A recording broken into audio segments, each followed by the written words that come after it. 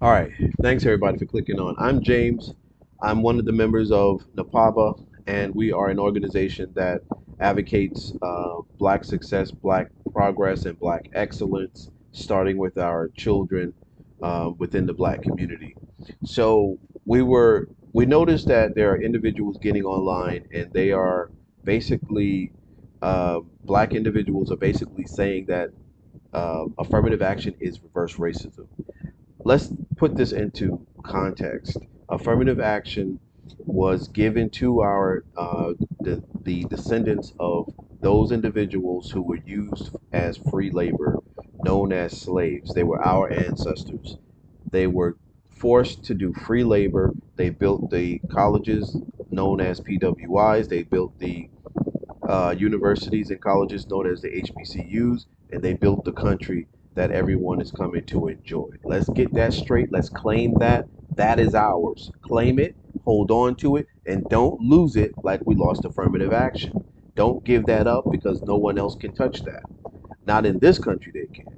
So we want to make sure that we say something um, from our perspective that affirmative action only gave it wasn't even um, close to what is supposed to be a remedy for our ancestors and for what a lot of Black people have to go through on a day by day basis when they live in America. So our ancestors is probably the last time that the Black man and Black woman worked so hard together to leave a legacy and leave institutions for their descendants. Since that time, I don't let me know in the comment section. I don't see anything else that any other generations have done within the Black community. That is the greatest generation. They are the greatest generation. Look what the Black man and Black woman were able to do. Leave out of slavery, out of Reconstruction, leave out of Jim Crow, leave institutions that they barely could read and write, and they were able to sell cakes. The Black woman sold cakes. The Black man did the labor, and they both came together as a community, and they built these HBCUs and these PWIs, and they built the country in between. So we have a legacy that nobody can take, and you should not let anyone take from you.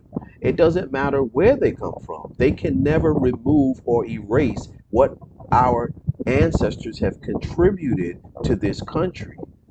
So don't let them do that, and then don't let, even more so, don't let these gatekeepers, these Black interfacers, try to assist other groups in erasing the accomplishments of our ancestors. So there is no if you get a 300-mile head start and you you are complaining that you saw me in an Uber trying to catch up. That's that's that doesn't make sense. So one group gets a 300-mile head start, and then other groups start way beyond the starting line, and you are still on your bare feet trying to catch up. But if you decide that, hey, you know what, I'm going to try to be just as smart as them and take this little scooter, and I'm going to get on this scooter, and they're telling you, hey, wait a minute, you're actually you're cheating, you're using a scooter. But you say to them, well, you got a you got started miles beyond the starting line, and you got into an automobile, and you got yourself a 300-mile head start. You're worried about me using a scooter? I still have to run the race. But because you see me on a scooter running the race and not barefoot running the race, it bothers you. Okay, we didn't do enough. The bottom line is, Black people did not do enough to deal with their to deal with the power structures gatekeepers, and we didn't do enough to deal with the keeping affirmative action. We just don't do enough. We never seem to do enough when it is something that is positive for our group. So we lost it fair and square. We didn't do enough to keep it, so we lost it. So now let's regroup. We're going to pretend like we're watching a basketball game and we're watching a football game. We're going to get that passion going as though we're watching those sports, and we're watching ourselves run up and down the courts. And then we're going to get that passion and we're going to get back in the game and we're going to head to the HBCUs. And those individuals that are going to go to the HBCUs in the next few months, in the next few years, big ups to you. It's a beautiful thing that you're going to be going to the school that your ancestors built with with their bare hands, barely knowing how to read, barely knowing how to write. The last time, possibly the last time that the black man and black woman ever came together and did something so profound other than create you, did something so profound that they built institutions known as HBCUs. So be proud of that.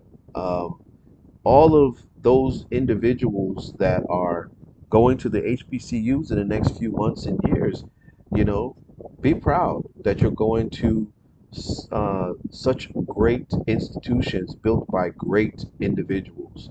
The people, the individuals that built those institutions and that built the country for everyone to enjoy, our ancestors, they were great individuals. They were great people, and we should all be proud of them. I know we are here.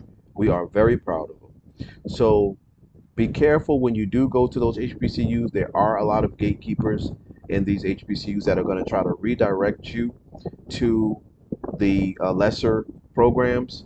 You have to make sure that you're aware of those gatekeepers and you make sure that you take the programs that your heart desires when you first got there.